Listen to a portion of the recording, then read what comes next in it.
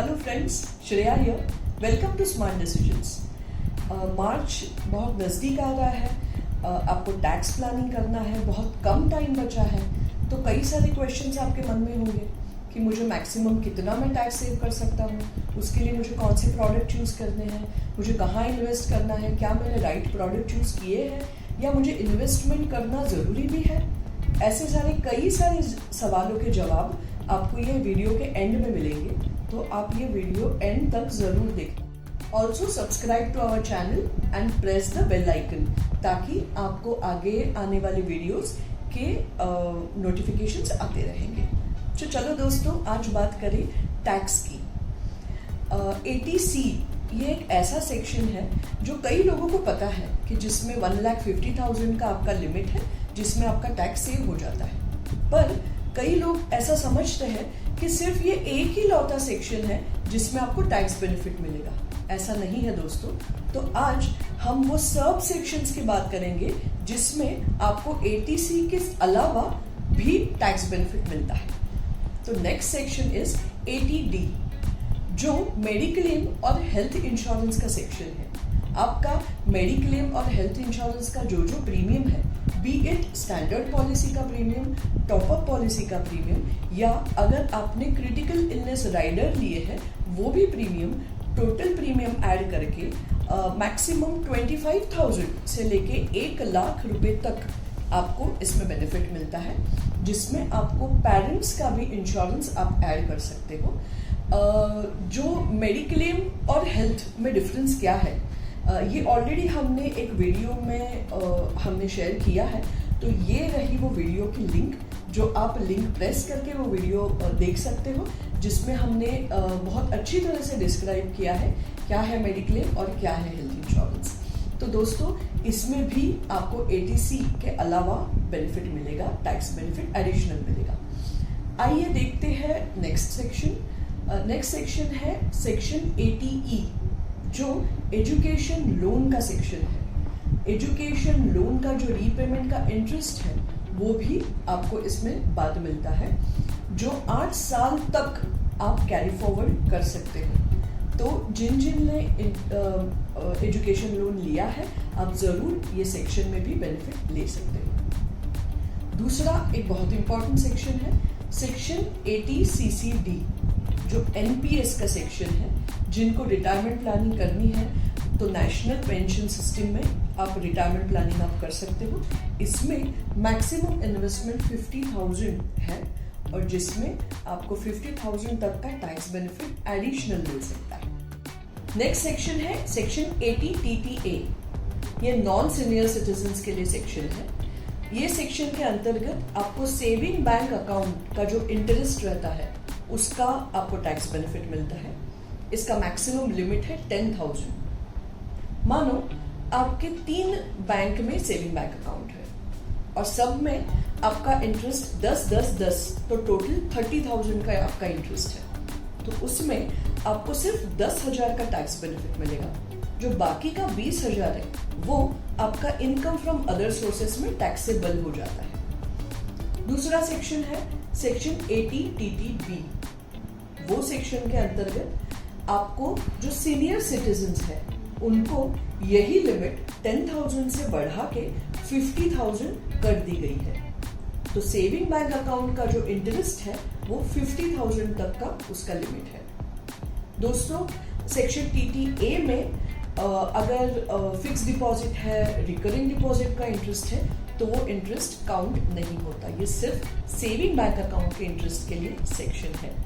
सो दोस्तों, आपने देखा कई सारे सेक्शंस हैं जिसमें आपको अच्छे टैक्स बेनिफिट मिलते हैं। इसके अलावा भी सेक्शन 80G है, होम लोन के लिए सेक्शंस है। ऐसे बहुत सारे सेक्शंस हैं जिसमें आप टैक्स बेनिफिट लेके आपका टैक्स कम कर सकते हो, या बहुत ज़्यादा घटा के निल भी कर सकते हो। कई सारे लोग ये गलती करते हैं कि ITR फाइल ही नहीं करते या इनकम अच्छा बताते ही नहीं है।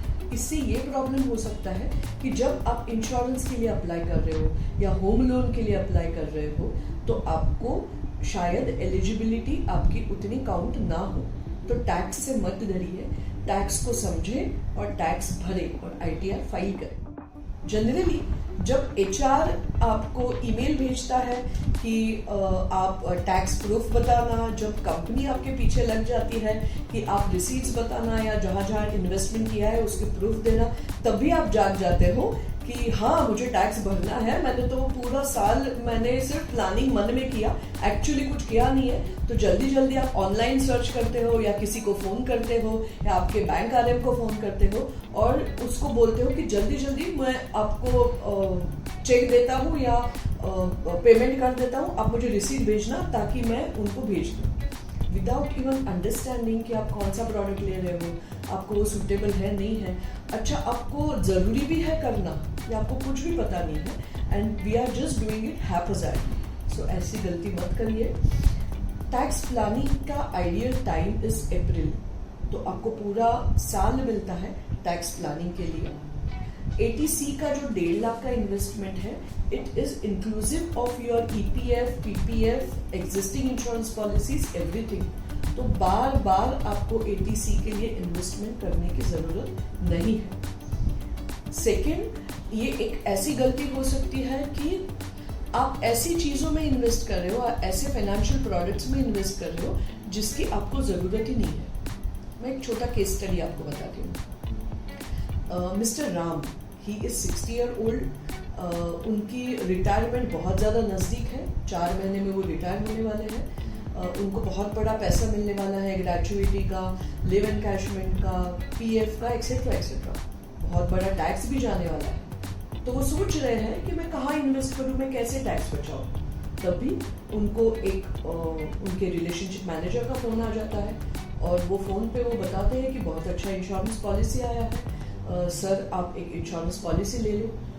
और मिस्टर राम वो इंश्योरेंस पॉलिसी ले लेते हैं। अब दोस्तों, जो इंसान रिटायर होने वाला है 4 महीने में, जिसको आगे जाके इनकम नहीं है या लिमिटेड इनकम है, वो अगर 15-20 साल के लायबिलिटी वाला कोई प्रोडक्ट ले रहा है तो क्या वो ज़रूरी है, ये सोचने की बात है। सेकेंड, मिस्टर श्याम एक बहुत कंजर्वेटिव इंसान है।